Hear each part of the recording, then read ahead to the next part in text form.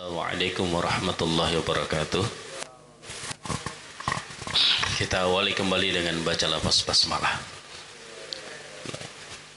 Ya Bapak Ibu sekalian, kalau kita memang berbicara tentang Rasulullah SAW, selain kesempurnaannya, tidak ada kata dan tidak ada batas ya waktu untuk selesai membicarakan beliau. Ya, sampai-sampai seorang kafir lagi, saya kasih contohnya. Kenapa saya selalu ngasih contoh orang kafir? Ibarat orang kafir aja sampai percaya kepada Rasulullah SAW. Sampai seorang penulis ya Amerika, Michael Hart, dengan bukunya 100 orang berpengaruh di dunia. Sampai dia itu nggak tahu siapa itu Muhammad. Tapi hasil survei ketika dia bertanya kepada para ahli ini, ahli itu, ahli sejarah, semua bertanya, ternyata sejarah terpanjang dalam kehidupan manusia tercatat sampai dari ujung timur sampai ujung barat, dari selatan sampai utara, itu yang ditemukan adalah namanya Muhammad. Itu yang membuat dia menulis Muhammad doang tanpa ada sallallahu alaihi wasallam. Karena yang ditanya itu para ahli sejarah ya antar mereka orang-orang kafir. Mereka ke arah timur dilihat baik sampai Afrika, ternyata siapa? Oh, pernah di sini dulu. Siapa yang membawa? Itu Muhammad. Mempengaruhi warga Afrika. Lalu ia pergi ke Asia sampai kepada Cina, ya, sampai kepada Mongolia. Ternyata siapa di sana? Tersebut Muhammad, mempengaruhi orang bangsa-bangsa Mongol. Terus sampai kepada barat, sampai kepada akhirnya di negeri Arab sendiri. Tidak pernah ada ujungnya, tidak pernah habis. Maka kita semoga dengan selawat yang kita sampaikan, yang kita terus membasahi lisan ini, semoga jadi wasilah kelak nanti. Kalaupun kita tidak dipertemukan di dunia ini, semoga Allah pertemukan kita di akhirat nanti. Yang kedua, jalannya ternyata untuk bisa bertransaksi tadi kan, wa tujahiduna fi sabilillahi bi amwalikum wa anfusikum, dengan harta dan diri. Gimana caranya? Harta, ternyata handphone itu bagian harta kita, gitu ya. Nah, ini salah satunya adalah dakwah digital. Lanjut Bang, kita percepat ya, karena tadi saya pikir yang hadir anak-anak, saya kasih pengertian dulu gitu. Ini secara umum ya, dari sebuah buku penelitian ya, penelitian doktor dari Muhammad Arifin, judulnya Psikologi Dakwah. Beliau mengatakan dakwah itu mengajak ya seseorang, satu atau banyak ya, untuk kepada kebaikan. Jadi gini, ngebedainnya gampang ya. Contoh, abang siapa bang namanya bang? Azam Torik. Oke. Ini Torik, ini Azam. Oke. Torik ngadak Azam. Rik, ya terbalik tadi, Torik ngajak Azam, berarti Azam ya. Zam, ayo Zam, kita nonton film Zam.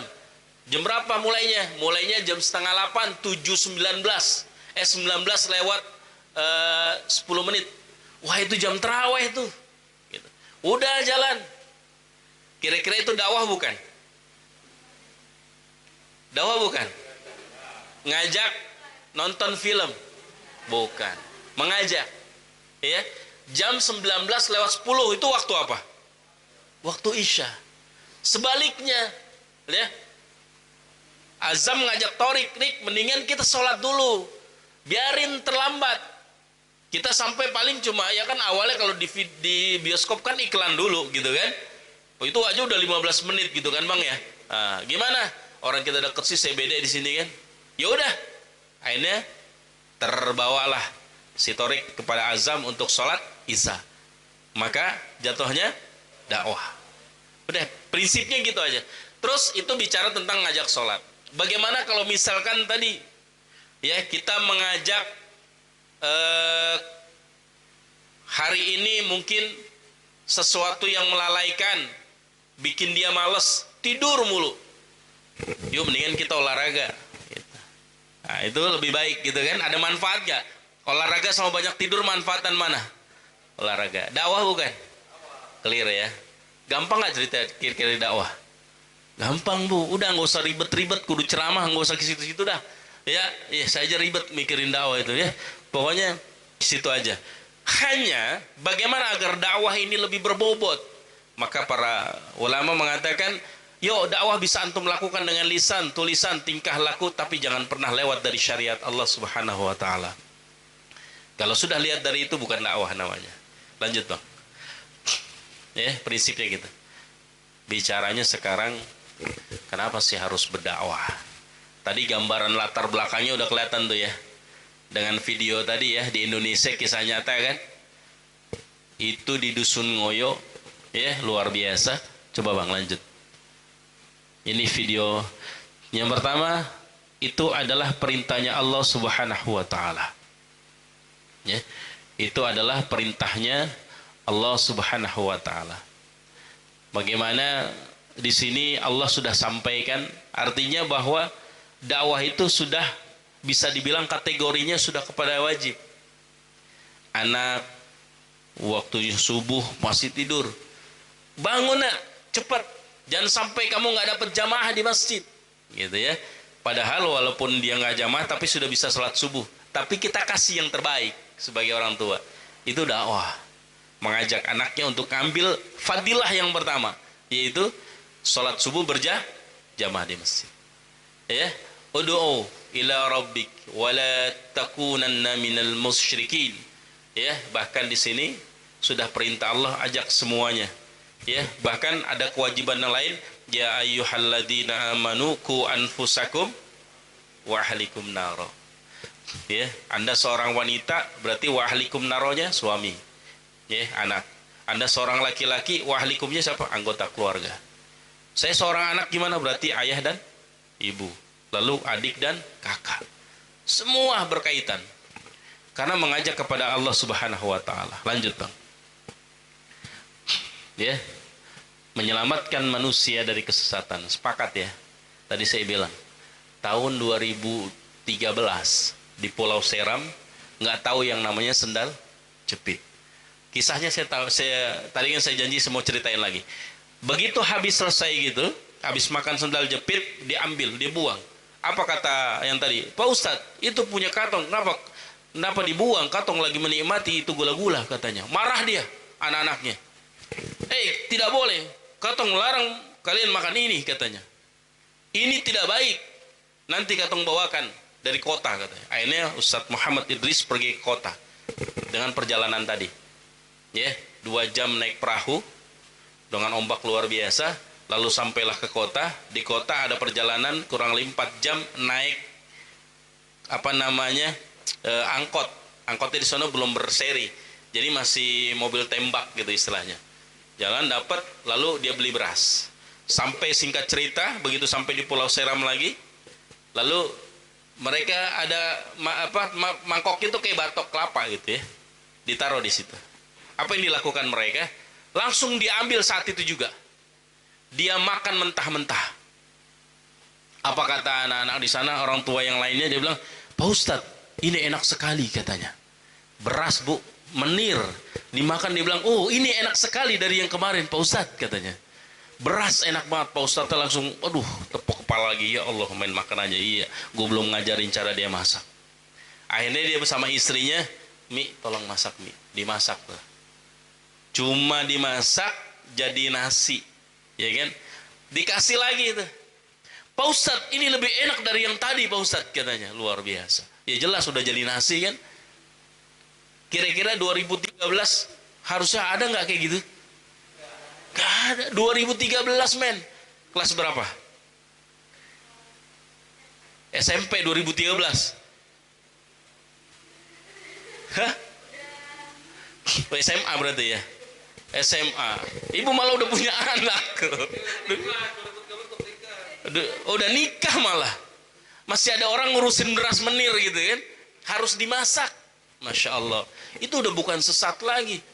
Lalu udah di Dusun Ngoyo datang tiba-tiba kelaparan, lalu dia mendapatkan kelapa, mendapatkan duren. Dia istilahnya dipenuhi kelaparannya. Maka dihiasi dengan bunga-bunga pohon itu. Ini Tuhanku. Ini adalah yang maha pemberi kepada kami semua. Dewa alam, dan ini adalah dewa makan. Begitu mereka. Masih ada. Dan itu di Dusun Ngoyo tadi tulisannya 2000 berapa? 17. Walaupun kami masuk 2007, 10 tahun kami memproses itu semua. Apakah langsung ini nggak boleh, ini syirik? Nggak ada. Kami nggak pernah menyebutkan bahwa ayo masuk Islam, nggak pernah. Tapi mereka selalu bertanya, ini apa Pak Ustadz? Ini apa Pak Ustadz? Kita sampaikan, ini adalah ajaran Islam, ini ajaran Islam. Apa itu Islam Pak Ustadz? Lalu dia bertanyakan, kita lanjut Bang. Kita dengarkan. Saya kelas 4 SD Al-Muhajirin di Semoyo. Alhamdulillah sekarang sudah masuk Islam dan diberi nama Ubaidillah. Dulu kami masih belum tahu apa-apa. Tidak tahu gitu apa itu Islam. Kami tidak mengetahui apa itu sekolah. Sekolah itu bagaimana. Sekarang sudah ada Ustaz Sigit, Ustaz Reza, Ustaz Kurniawan cita-cita mereka. Kami sudah mengetahui, oh ini sekolah. Kita belajar untuk menuntut ilmu. Alhamdulillah saya bisa menghafalkan juz 29 sampai surat Al-Mudaththir. 2019 masuk Islam 2017. Lihat cita-citanya si Ubaidillah. Insya Allah mau jadi guru agama. Insya Allah nanti saya jadi ustadz. Ya. 2 tahun masuk Islam, Allah ridho dengan keikhlasannya, ingin paham tentang Islam. Begitu rasakan Islam, cintanya luar biasa.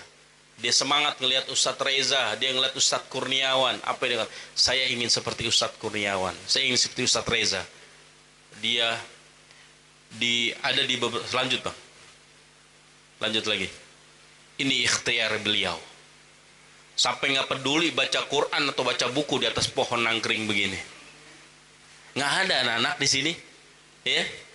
Ayunan maunya di waterboom Bang. Ini lihat di atas pohon dia buat sendiri. Saking ingin bisa menghafal Al-Quran 2 tahun kelar sampai juz berapa tadi katanya? 29 sampai Al-Mudaththir. 2019 saya tes omongannya Bang.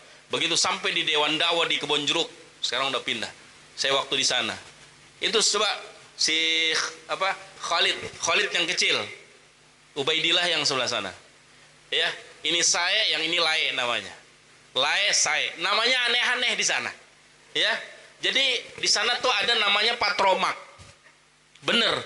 Jadi orang kalau ke sana, dia tuh nggak tahu ada Patromak, ada yang namanya daun, ada yang namanya batang. Jadi ada yang namanya besi. Jadi dia apa yang dia pernah dengar itu jadi nama. Dia ngeliat besi kuat, bagi dia tuh ingin kuat besi gitu. Patromak itu dia pernah melihat ada yang datang itu menyala. Patromak nama anaknya begitu. Karena belum pernah lihat sesuatu yang baru dia lihat itu akan menjadi inspirasi buat mereka. Gitu ya.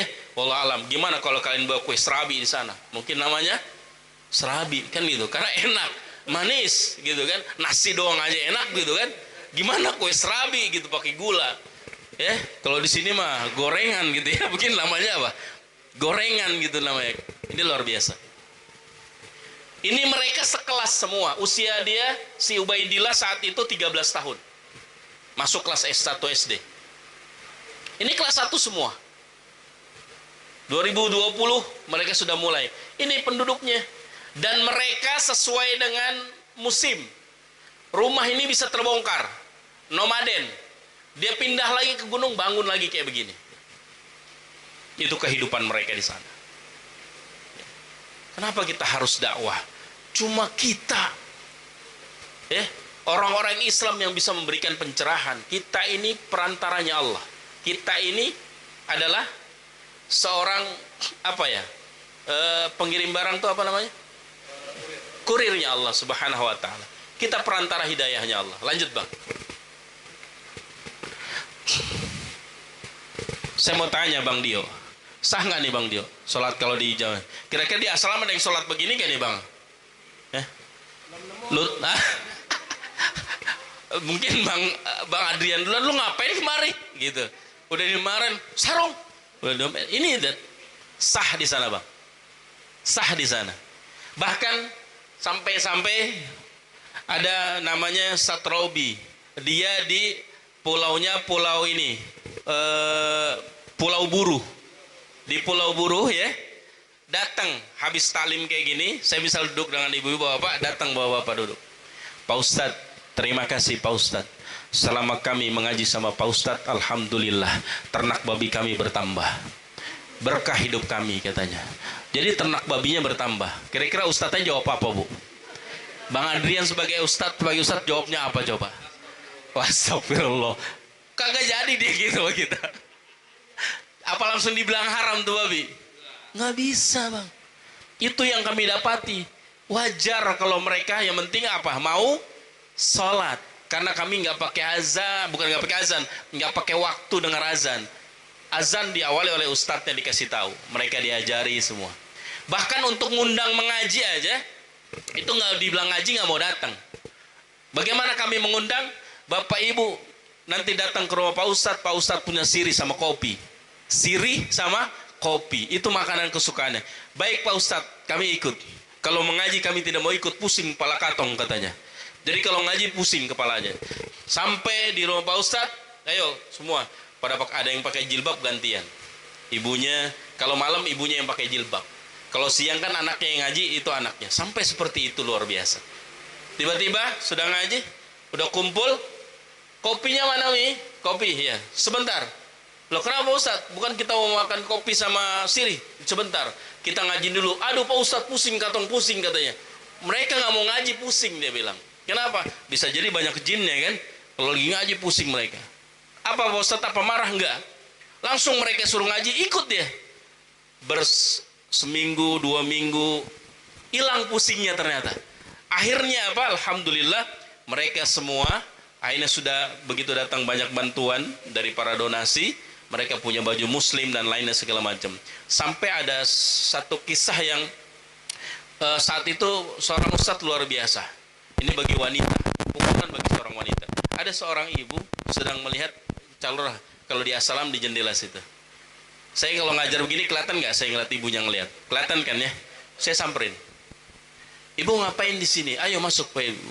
Apa kata ibu itu? Maaf Pak Ustadz, saya malu Pak Ustadz. Kenapa? Karena katong tidak pakai jilbab. Ibu di sana baru masuk Islam, malu tidak pakai jilbab untuk masuk ke rumah Ustadz. Pertanyaannya bagaimana dengan kita di sini?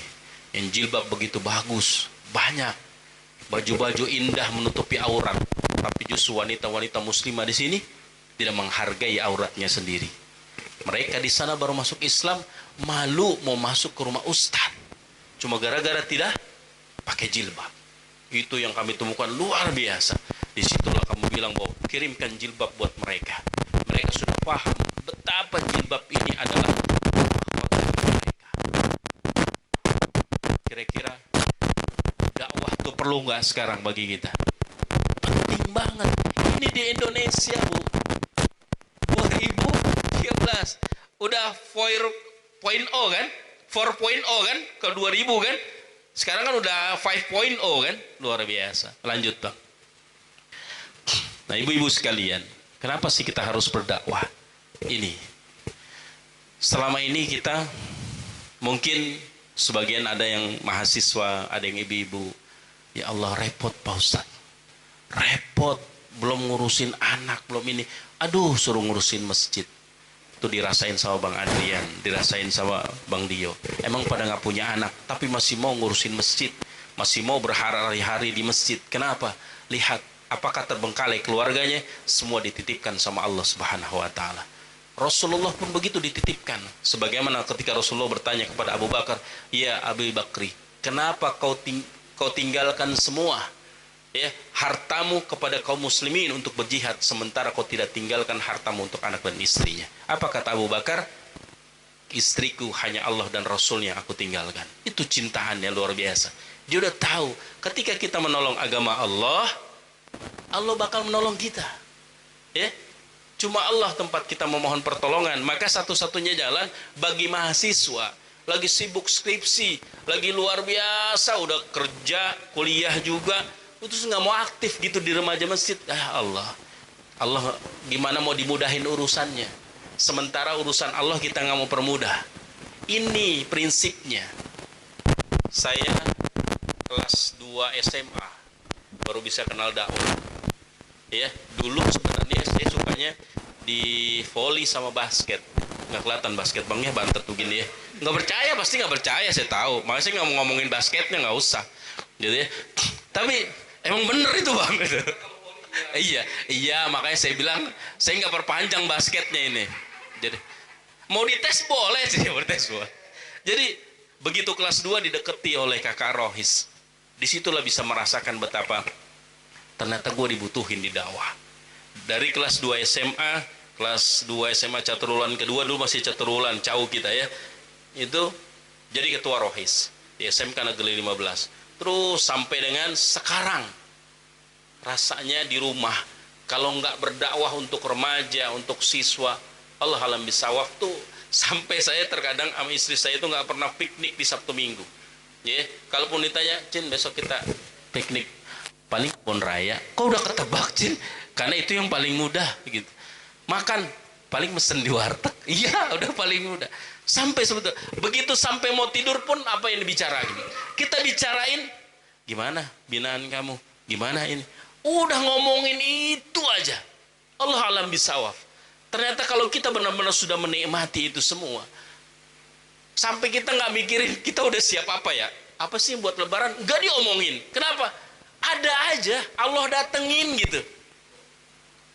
Allah datengin. Demi Allah bu, saya berarti kalau tahun 99 sekarang udah 2000 berapa? Sudah 20 tahun lebih Allah penuhi semua kebutuhan saya.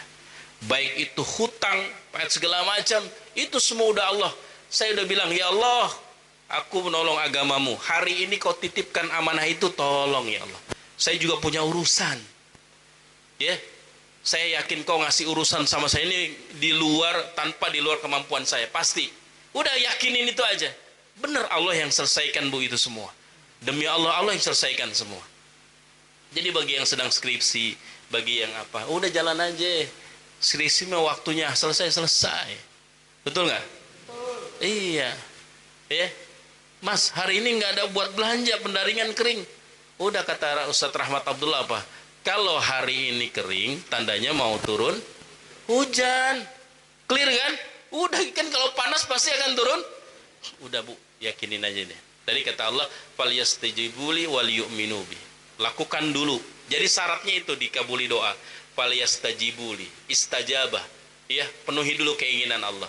Wal yu'minu bi. Maka yakini apa yang sudah kalian lakukan, Allah pasti balas.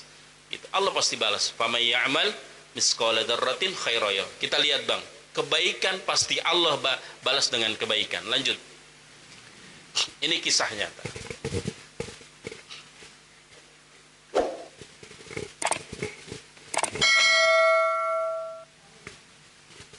Sedikit kebaikannya. Kayaknya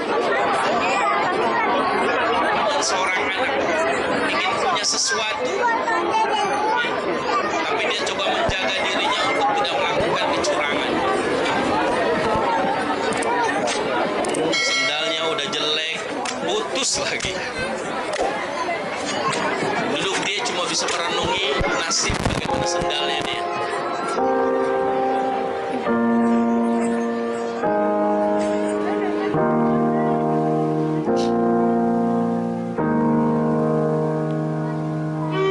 Sudah berusaha dibenerin, masih nggak bisa-bisa juga. Udah nggak bisa dipakai lagi. Tiba-tiba Allah kasih ujian sama dia. Lagi benerin sendal yang jelek, udah jelek, rusak, tiba-tiba di depan matanya.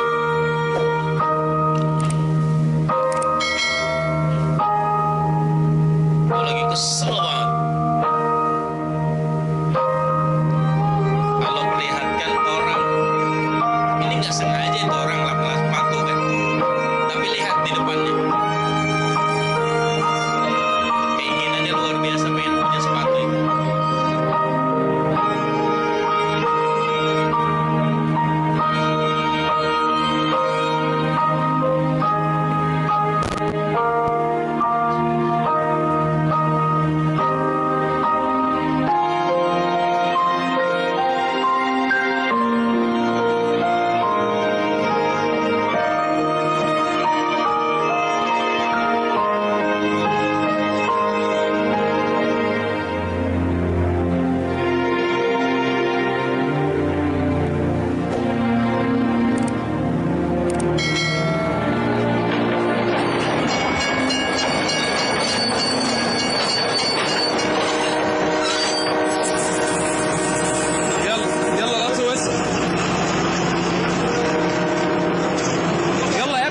يمشي.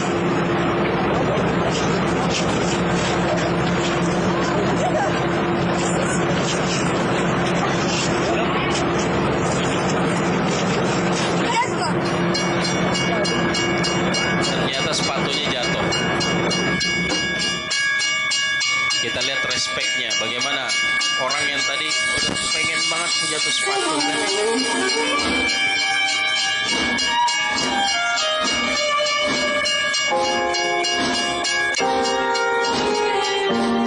Kita lihat apa yang dilakukan oleh anak yang memang sudah punya keinginan kuat. Di depan mata nyata sesuatu yang diinginkan sudah dipegang sama dia. Tidak ada orang sama sekali. Tapi anak itu melakukan sesuatu yang mungkin tidak diduga oleh kita. Ternyata dikejar. Dia tahu itu bukan haknya dia, itu bukan milik dia.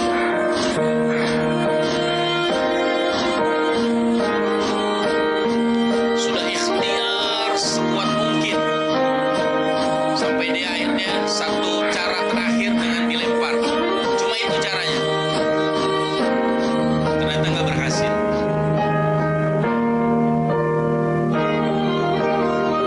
Baru niat, ada ikhtiar, sungguh-sungguh dalam kebaikan, Allah kabulkan keinginannya.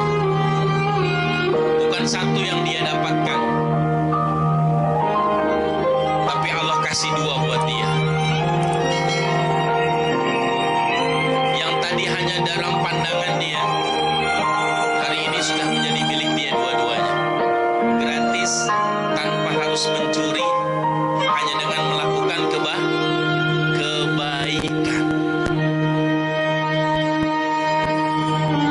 Bapak Ibu sekalian, Allah tidak pernah memungkiri janjinya. Faman ya'mal misqala dzarratin khairan yarah, wa man ya'mal misqala dzarratin syarran yarah. Semua kebaikan Allah sudah catat dan pasti disiapkan di sebelahnya balasan dari kebaikan itu. Walaupun hanya sebesar biji zarrah. Kalau biji zarrah tuh bagaikan jinten, tahu bang ya, yang kecil-kecil tuh kayak gitu. Itu disiapin. Walaupun kita hanya mengatakan, hey, tolong jangan berisik. Kami sedang pada sholat. Dijaga adabnya. Clear, kita cuma ngomong itu aja. Ketika mereka berubah karena itu, membuat orang nyaman untuk sholat, maka disitulah kita pun dapat pahala. Dakwah tuh mudah. Jangan berpikir dakwah tuh harus ceramah. Itu aja. Lanjut Pak. Ya.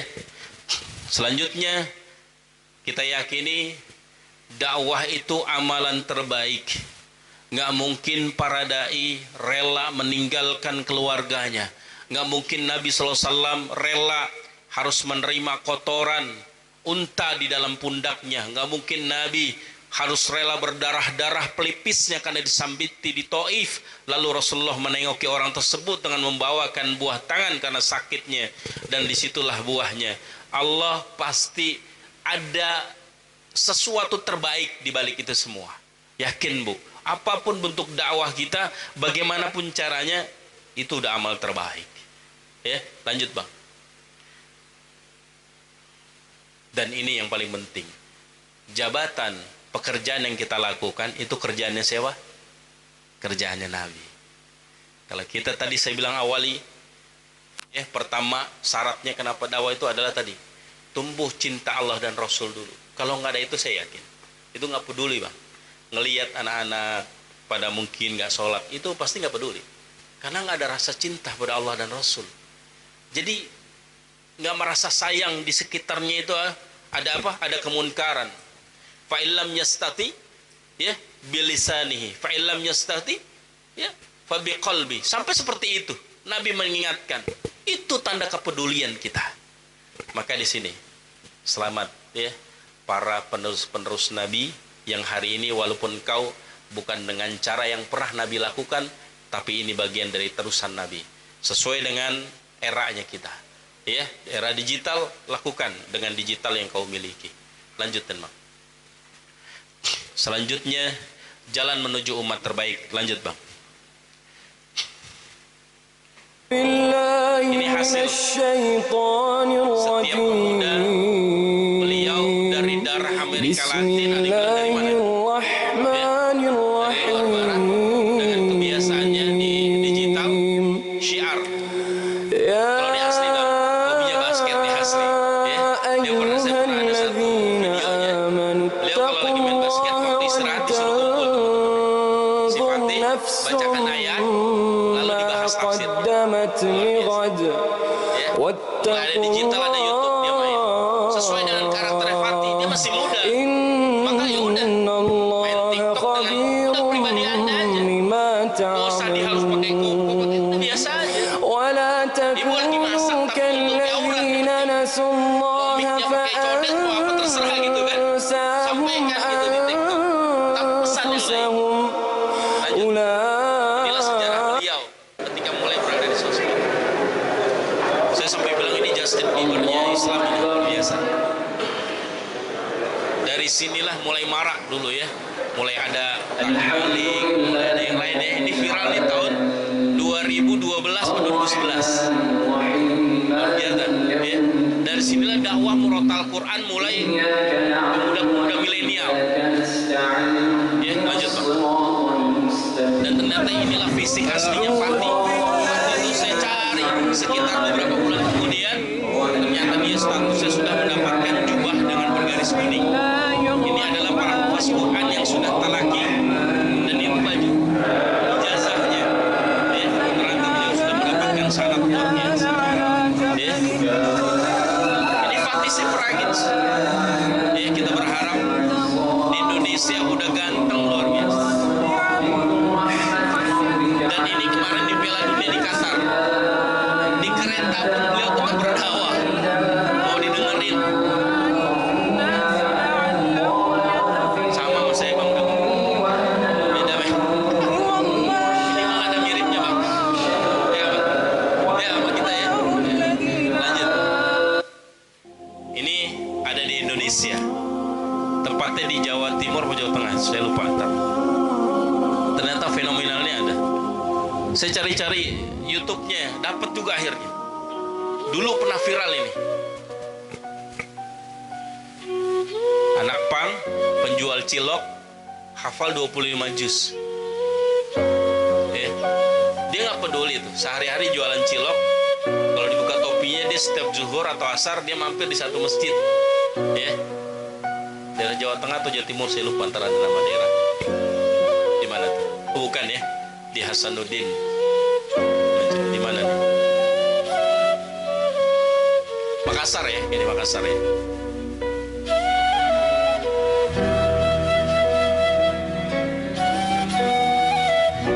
Beliau sambung menghafal sampai dengan 25 juz Al-Quran. Pernah nyantren ternyata anak ini. Pernah. Cuma yang membawa dia untuk tidak sampai bisa sekolah tinggi segala macam ya, Banjarmasin ya, Kalimantan berarti ya, Kalimantan Tengah, Selatan, Kalsel ya. Lanjut Pak. Nah, ibu-ibu ini rahmati Allah, tinggal kita lihat, ibu-ibu semua punya potensi di mana. Ternyata tidak keluar dari 3 metode ini dakwah itu. Ya, adik-adik semua jangan sampai keluar dari metode ini. Pertama dengan hikmah. Hikmah itu datangnya langsung. Ini adalah dari berita langit. Udah dari Allah dan Rasulnya. Sampaikan apa? Cari aja terjemahan. Sampaikan, gitu ya.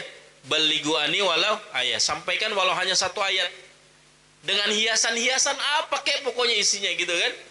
Ya, dengan pesan apa, atau misalkan aqimis shalah innas sholata tanha 'anil fahsya'i wal munkar. Ayo bangun sholat. Sholat itu mencegah kalian menjadi orang yang paling munkar, yang keji di dunia ini. Assalamualaikum. Clear dong, begitu doang aja gitu kan. Hiasan lagunya dah, mau lagu apa kayak gitu ya. Kan orang kadang suka lagunya ya, padahal lagunya lagu-lagu TikTok nggak masalah ternyata gitu, emang dunianya. Tapi yang dilihat kan gambarnya, tulisannya, ternyata pesannya itu gitu. Tinggal diatur, ya. Terus dengan apa? Mau'izah, dengan hikmah sebuah peristiwa. Berarti Bapak Ibu sekalian, Saya lebih suka storytelling. Makanya saya suka cerita. Ya, mengkisahkan segala macam. Kalau kata istri saya, udah mas, cerita aja buat konten cerita. Katanya titik kuatnya Irfan tuh di storytelling. Oke, kita buat aja, buat kisah di situ. Kan banyak tuh ya di YouTube ya, ada kisah kayak misalkan tadi siapa Dinda ya namanya ya. Nah, Dinda bisa punya potensi apa di situ. Misalkan Dinda suka matematika, maka jadikan gaya matematika itu bisa bernilai dakwah. Kalian tahu nggak? Kayak misalkan tentang kalau sodakoh dari 1 jadi 7 jadi setiap 7 ada 100 bulir, ada kali-kalian, dibuat kayak begitu kan. Ada yang suka sejarah, guys. Jadi dulu pernah ada ya, ada seorang laki-laki, dia bertemu dengan seorang ulama. Laki-laki itu kaya, saking kayanya dia bosan dengan kehidupannya. Lalu akhirnya dia keluar dari rumahnya, meninggalkan rumahnya untuk mencari ketenangan. Tiba-tiba anak muda itu sampailah di sebuah masjid dan dia tidak sholat di situ, nggak ngapain, cuma tidur dan lainnya. Sang syekh memelihat dia, ini anak dari kemarin cuma tidur, duduk, bengong di masjid itu. Ada apa? Disamperin anak muda itu. Hei, ada apa anak muda? Wahai syekh, orang sana tuh orang tua tetap dipanggil syekh, bukan hanya orang berilmu. Ya syekh, saya dari negeri ini, jauh ternyata. Beliau berjalan kaki jauh. Saya datang hanya ingin mencari ketenangan hidup saya. Saya ingin belajar. Boleh saya menjadi murid syekh? Ya boleh, silakan. Akhirnya dia menjadi muridnya sang syekh. Ketika menjadi muridnya sang syekh, berjalan kemudian sampai suatu ketika, orang ini ngikut pengajian, namanya orang kaya, bisa kalau ngaji dapat makan. Ternyata syekh ini orang miskin. Dia kalau nggak punya duit berarti apa? Puasa, gitu. Hari pertama tinggal di rumah syekh dia puasa. Kayaknya besok syekh bakal buka atau ntar buka biasanya malam nih. Iya. Ternyata syekh bukanya cuma air putih. Mungkin besok sahur makan nih. Udah. Ternyata sahurnya pakai air putih juga. Puasa lagi hari kedua sampai 3 hari berturut-turut nggak kuat anak muda itu. Pergilah dia keluar dari masjid dalam kondisi taklim, syekhnya nggak tahu. Sampai nggak jauh dari masjid, ia melihat ada rumah terbuka dan ia mencium bau begitu gurihnya. Ternyata ada kentang rebus yang sudah dibumbuin. Penghuninya nggak ada di situ, mungkin sedang keluar. Lalu sang anak muda itu, membuka panci itu, diambil kentangnya. Begitu diambil kentangnya, begitu gigit, ternyata nggak jadi. Dia beristighfar. Udah kegigit. Astagfirullahalazim. Dia taruh. Ada bekas gigitannya nggak kira-kira? Ada.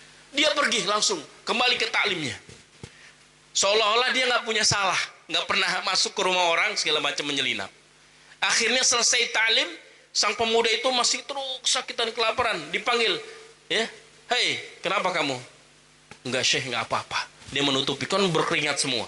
Kenapa? Karena dia tadi habis mencuri, takut ketahuan. Tiba-tiba datang seorang wanita bercadar, dan wanita ini terkenal dia orang kaya. Dia seorang single parent, baru ditinggal oleh suaminya yang memang dia adalah seorang saudagar, sudah tua, dan dia istri muda terakhir, belum pernah dijama, baru nikah tiba-tiba meninggal, dan dia ditinggali seluruh warisannya. Jadi ini ibarat janda kembang kaya pula, gitu. Janda kembang kaya pula. Datang kepada syekh, ya syekh, aku datang kepadamu untuk minta tolong. Ada apa? Aku ingin tolong syekh. Hidupku telah diamanahkan oleh almarhum suamiku berupa harta yang banyak. Sedangkan Allah menganugerahkanku fisik yang sempurna. Aku tidak bisa meninggalkan ini semua. Khawatir aku tidak bisa menjaga diri, ada fitnah dunia yang menyemburkan aku sehingga lupa dengan Allah Subhanahu wa taala. Aku ingin ada pemimpin yang membimbingku ya syekh. Aku ingin mencari seorang suami. Saya tidak butuh kaya karena sudah ada kekayaanku dan suamiku. Maka saya hanya butuh dia orang yang taat kepada Allah Subhanahu wa taala. Lalu dipanggil. Ternyata siapa ya calonnya? Anak muda yang lagi di pojokan dipanggil. Hei fulan, sini. Ya syekh, ada apa? Kau sudah siap nikah? Kan ditanya, kau mau nikah? Ya mau lah syekh. Siapa yang nggak mau nikah, cuma orang nggak normal katanya. Kau sudah siap? Ya belum lah syekh. Saya nikah pakai apa? Saya kan selama ini tinggal sama syekh. Makan aja saya pakai air putih. Disindir dulu saya gitu kan. Saya buka aja pakai air putih, Syekh. Gimana saya mau membiayai anak orang katanya. Kau tidak usah memikirkan harta. Yang penting satu, kau taat kepada Allah dan Rasulnya, dan kau jaga kehormatan wanita ini. Siap, Syekh, saya mau. Langsung dipanggil sang wanita. Wahai fulan, wahai fulana, ini calonmu. Ditaarufkan mereka. Nikahkan juga hari itu. Kan nggak perlu penghulu. Ternyata dua-duanya memang sudah. Kalau yang laki-laki kan walaupun kabur dari rumah nggak perlu wali. Dinikahkan hari itu. Yang wanita sudah nggak ada keluarga. Suaminya nggak ada, meninggal, dia pun waktu dinikahi dalam kondisi yatim piatu. Tidak ada saudara. Akhirnya, karena itulah dia mau minta dinikahi. Kenapa? Karena khawatir nggak bisa menjaga harta seorang wanita tuh kalau sendiri. Ya, makanya wanita butuh keluarga. Akhirnya disuruh dinikahi. Dibawalah ia pulang ke rumah sang wanita. Begitu sampai di rumah sang wanita, dia terasa tidak asing. Masuk ke dalam rumahnya, kayak pernah kesini gitu katanya. Lalu dia duduk. Wahai suamiku, silakan kau duduk. Aku tahu dengar percakapanmu tadi sepertinya kau belum berbuka dengan makanannya. Saya masak makanan khusus memang untuk yang nanti akan menjadi calon suamiku. Kau duduk di sini. Duduk dia di situ. Duduk di situ, tiba-tiba dia bawa aroma asap dari kentang itu masuk ke dalam ruangan dia tempat duduk. Diminum, dihirup tuh. Kayak pernah tahu ini aromanya. Akhirnya sampai di sana, ditaruh kentangnya, dibuka sama sang laki-laki tadi. Allah ya kirim, apa kira-kira yang dilakukan sang pemuda tadi? Dia langsung bersujud, dia bersimpuh begini di depan istrinya, dia peluk. Wahai istriku, demi Allah saat itu aku dalam kondisi lapar yang luar biasa. Dan demi Allah, aku tidak jadi mengambil karena ketika aku menggigit kentang itu, aku teringat bahwa Allah mengawasiku. Maka saat itu juga aku lepas, aku tidak jadi mencuri. Ini ada bekas gigitannya, buktinya. Dikasih tahu sama laki-laki itu. Apa kata sang istri? Wahai suamiku, itu sebabnya kenapa Syekh menjodohkan denganku. Dan itu sebabnya kenapa aku menerimamu. Karena kesolehanmu, karena kedekatanmu kepada Allah. Kau bukan hanya mendapatkan kentangnya, kau pun juga mendapatkan seorang yang pilih kentangnya juga. Bahkan berikut dengan rumah-rumahnya. Luar biasa. Itu storytelling ibu namanya. Ya, cerita. Nah, itu kan bisa di TikTokin gitu ya. Nah, walaupun buat berapa menit. Ini mau izo hasanah tadi. Cerita. Kalaupun kisah nyata boleh. Kayak tadi kisah nyata ya. Di Dusun Ngoyo, kisah Ustadz Idris dan lainnya. Buat. Lalu ada mujadalah. Mujadalah ini lebih kepada, ini biasanya dilakukan oleh Harun Yahya ya. Dulu ya, walaupun beliau sempat akhirnya terkena dengan kasus yang lainnya gitu ya. Kita tuh tidak boleh menonton lagi. Atau kisah-kisah di YouTube ada misalkan bukti bahwa ada sungai di dalam sungai kan gitu ya. Nah, jadi ini pembuktian ayat-ayat yang sifatnya kauniyah, lebih langsung ya, langsung. Jadi pembuktian, riset. Nah, ini butuh Anda yang orang-orang kimia, orang-orang ini buktiin. Bahkan kalau saya di sini ada Dr. Agus Rahmadi ya.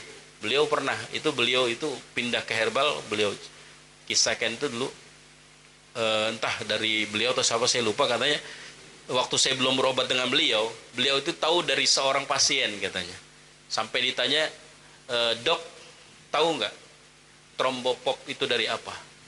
Gitu kan. Terus tahu nggak apa lagi ya? Saya lupa tuh.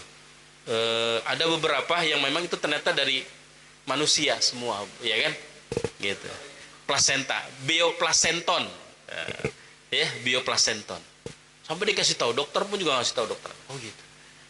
Ini apa, diteliti. Itu kan bukti. Ya, kan nggak boleh kita, haram dari sesuatu yang manusia. Tapi bagaimana dengan menambal? Nah, ternyata tambalan itu dari mana? Kan dari tubuh kita sendiri.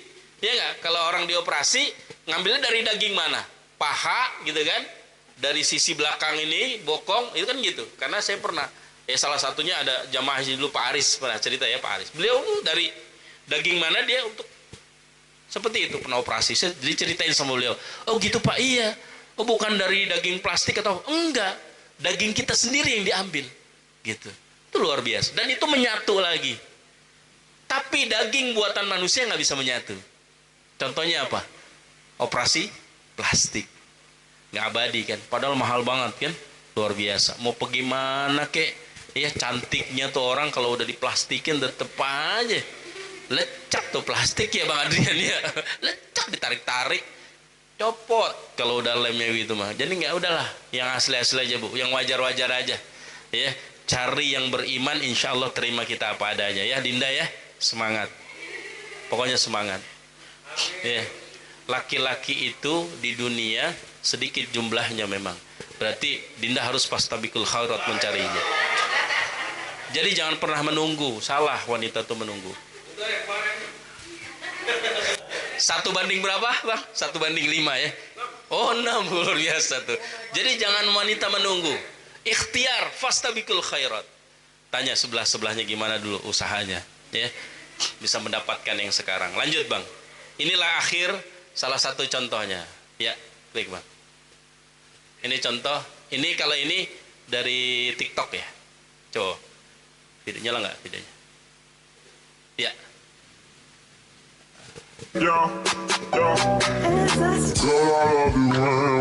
Nyambung banget ya, bicara wudhu tapi lagunya kayak begini gitu kan gitu. Kalau kiai dulu kurang ajar banget tuh gitu ya Bang Adrian, ngajinya kita mah begitu ya.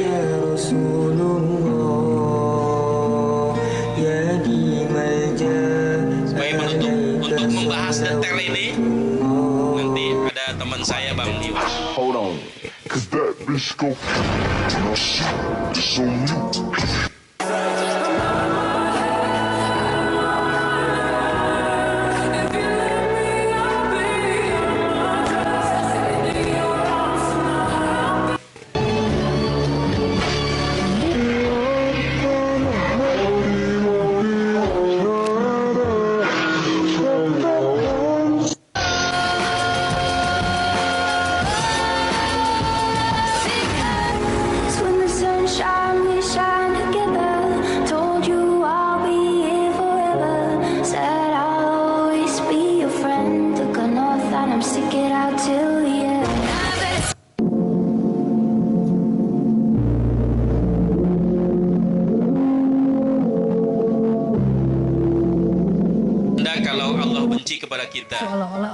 Seolah-olah Allah ngomong sama kita. Wahai fulan, wahai hambaku yang sedang galau, yang sedang bimbang, yang sedang sedih, yang sedang merasa dia sendiri nggak punya siapa-siapa, yang sedang merasa Allah terlibat dalam hidupnya. Wahai hambaku, suaranya dibilang malah itu suara cewek. Begitu didatangi ke lokasinya ternyata beliau laki-laki. Akhirnya mulai beliau viral di YouTube karena beliau dulu nggak percaya diri. Karena apa suaranya itu gitu kan? Akhirnya dia mulai dengan suara-suara seperti itu. Selalu bersama dengan hambanya selama hamba itu berharap kepada Allah SWT. Tapi kalau kita udah sombong, nggak berharap sama Allah, ngerasa terlalu kegeeran bisa ngerjain semuanya sendiri, Allah juga akan membiarkan kita dengan urusan kita sampai kita berputus asa atau kita menyerah. Tapi kalau kita berharap kepada Allah, Allah nggak pernah mengecewakan siapapun yang berharap dan bergantung kepadanya.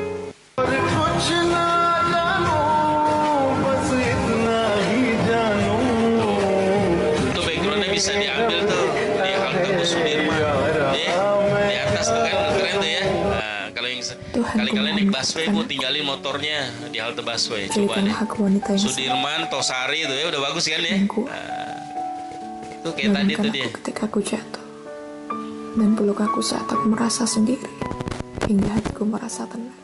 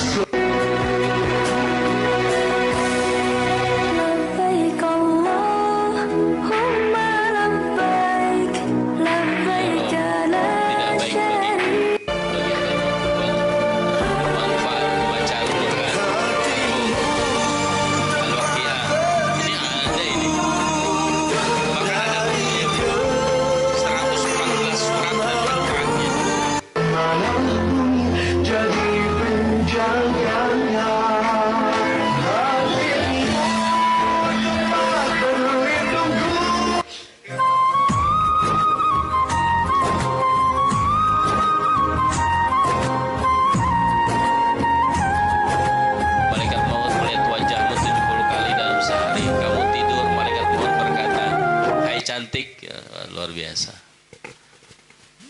Oke, lanjut Bang. Kalau ini TikTok, yang ini status WA, story WA. Ya, story WA.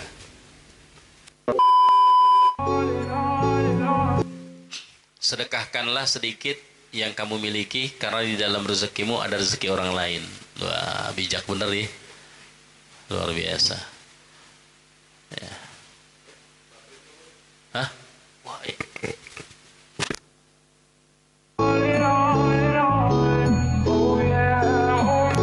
cukup aja.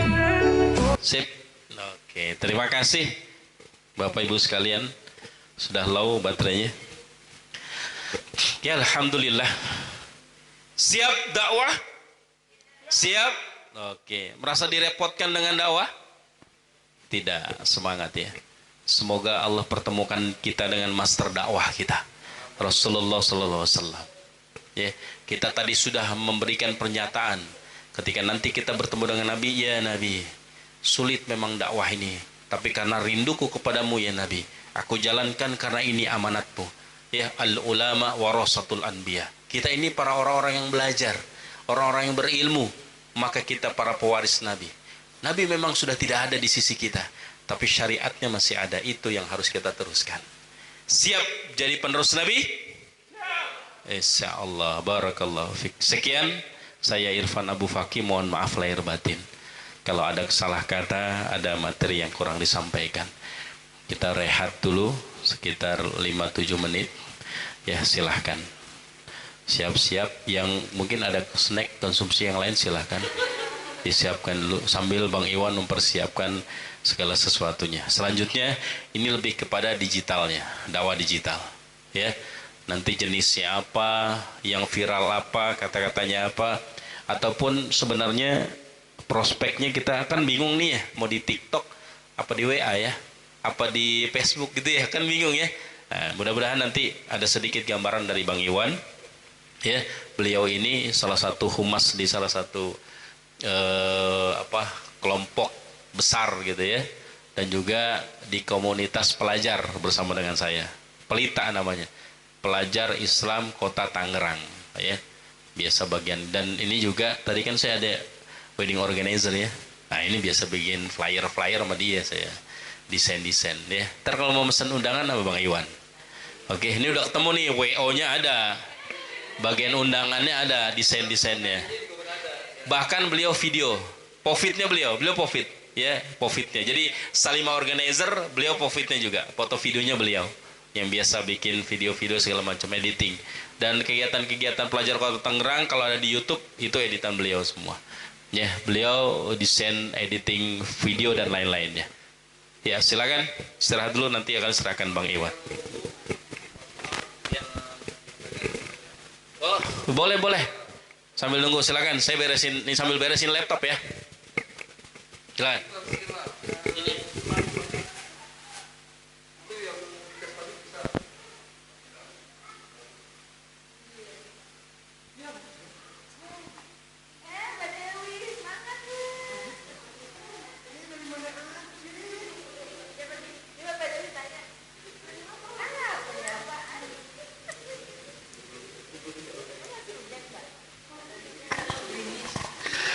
Cik satu. Nah, siapa yang mau nanya? Ya. Assalamualaikum warahmatullahi wabarakatuh.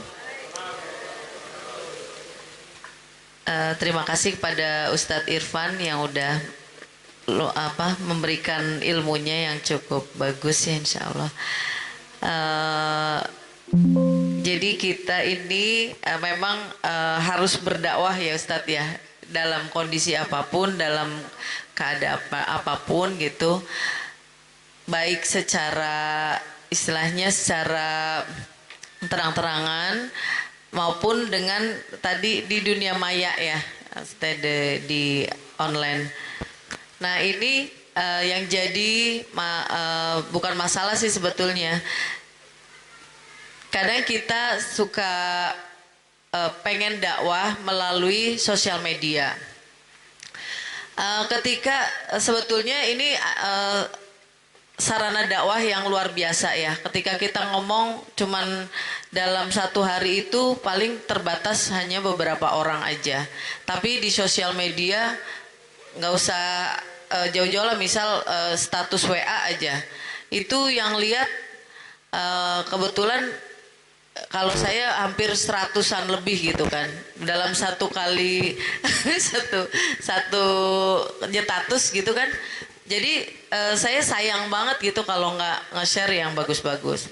Tapi ada kalanya kita juga berpikir bahwa ini ria nggak sih gitu. Kita share, misal kita bikin santunan gitu ya, terus kita share gitu.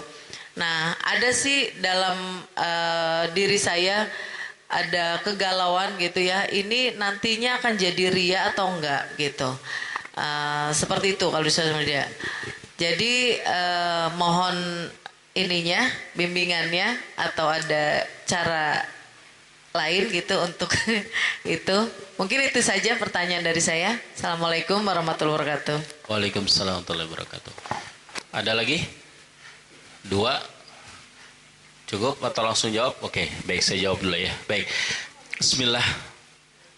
Jadi gini, pertama bahwa Rasulullah SAW ada 2 teks hadis yang ternyata jadi gini. Ciri khas Nabi SAW ketika menyampaikan hadis kepada sahabat itu sesuai dengan karakter sahabatnya. Ketika Rasulullah SAW ada sahabat bertanya, ya Rasulullah, ayyu amali ahabba ilallah, apakah amal yang paling Allah cintai?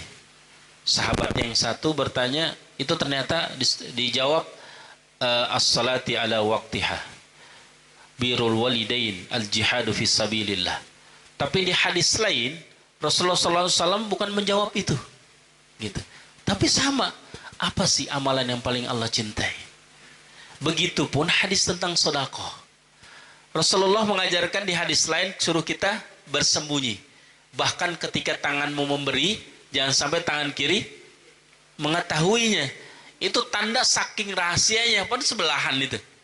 Tapi di yang lainnya, bagaimana Rasulullah ketika ada seorang sahabat bertanya, ya Rasulullah, sungguh aku sudah lama bersama dengan ibuku, tapi aku belum pernah bisa membalas semua jasa ibuku. Aku belum pernah mengabdi kepada ibuku. Bagaimana aku harus membalas semua dan beramal untuk ibuku?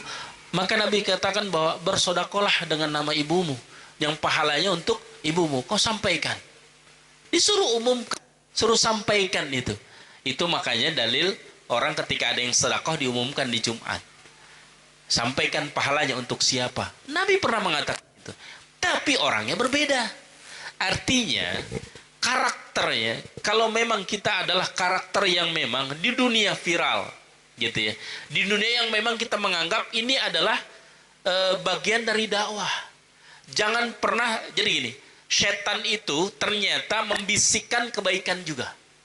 Salah satunya tadi, manusia mengira itu kebaikan.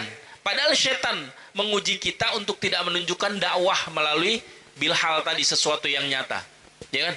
Nanti ria gitu. Sholat gitu kan, waktu duha lagi ada tamu. Ya emang udah waktunya kita mau duha ini. Terus izin nih aneh duha dulu. Ya gimana ya izin ya? Nggak usah duha dulu. Ini jadi nggak duha kan? Karena apa? Takut kalau izin nanti ngomong mau sholat duha. Jadi kelihatannya ria, duha aja pakai dikasih tahu. Itu setan tuh bisikin kita. Jadi satu, lakukan kalau memang itu yakin, dan niat kita paling utama. Tadi kan innamal a'malu binniyat. Itu paling utama. Ya. Dan wa innamal likulli imri'in ma nawa faman kanat hijratuhu ilallah wa rasuli fa hijratuhu ilallah wa rasuli. Kenapa tadi materi awal saya awali dengan tumbuhin dulu cinta Allah dan Rasul. Kalau memang niat itu karena Allah Rasul, clear. Jangan bicara tadi, walaupun itu baik bisikan. Jalankan. Ustaz, gimana cara membingkai biar saya semakin yakin, semakin kuat? Bisikan itu masalahnya terus ada. Maka tadi, kalau dengan santunan, ibu tampilkan dalilnya. Kayak tadi kan ya, dia lagi, itu wajah wanita tuh cantik banget saya yakin, misal cantik ya. Tapi dia nggak mau menunjukkan kecantikannya. Nanti maka dia tutup dengan teksnya, wahai wanita jagalah auratmu, kayak gitu. Jadi ditulisnya gitu. Nah ibu ketika lagi itu buat bikin transparan kayak tadi tuh. ada teks, di belakangnya lagi santunan, tapi yang ditampilkan menonjol apa? Dalilnya.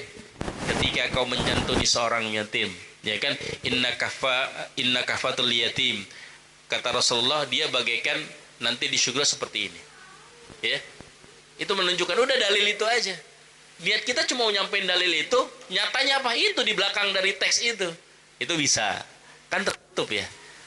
Jadi apa yang ditonjolin apa? Teksnya, bukan filmnya. Filmnya itu background, kayak tadi itu, ya kan rata-rata cewek cantik semua kan, tapi dia nggak mau jadi tabaruj, ya.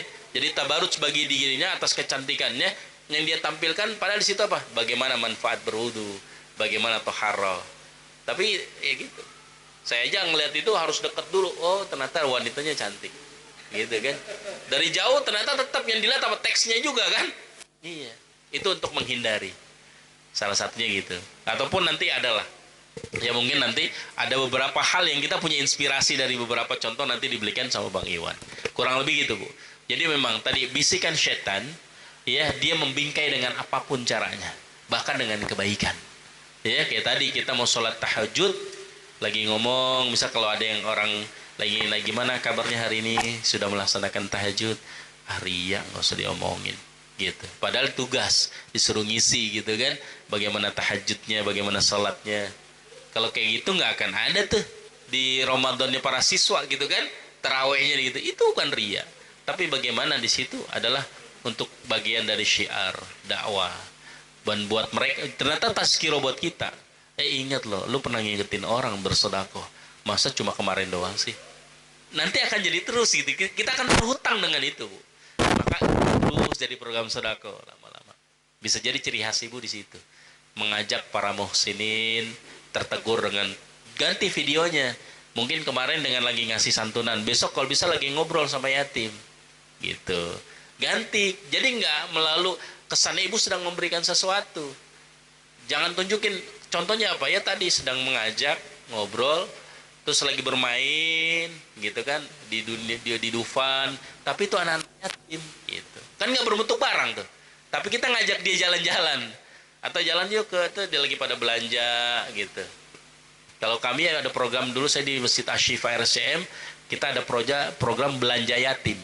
Jadi kita nggak ngasih begitu, tapi mereka disuruh, sekarang sudah sampai di mall, ada 20 orang, saya tunggu waktunya sekitar 15 menit, ambil yang kalian mau. Gitu. Udah mereka pada jajan. Kelihatan nggak saya ngasih sesuatu? Nggak kelihatan Bu. Taunya orang pada belanja aja. Gitu. Itu banyak lah proses-proses. Itu contohnya aja. Allah alam bisawaf. Cukup ya. Oke, biar langsung nanti disatukan pertanyaannya di akhir setelah Ustadz Iwan Setiawan nanti ngisi ya. Padahal Ustadz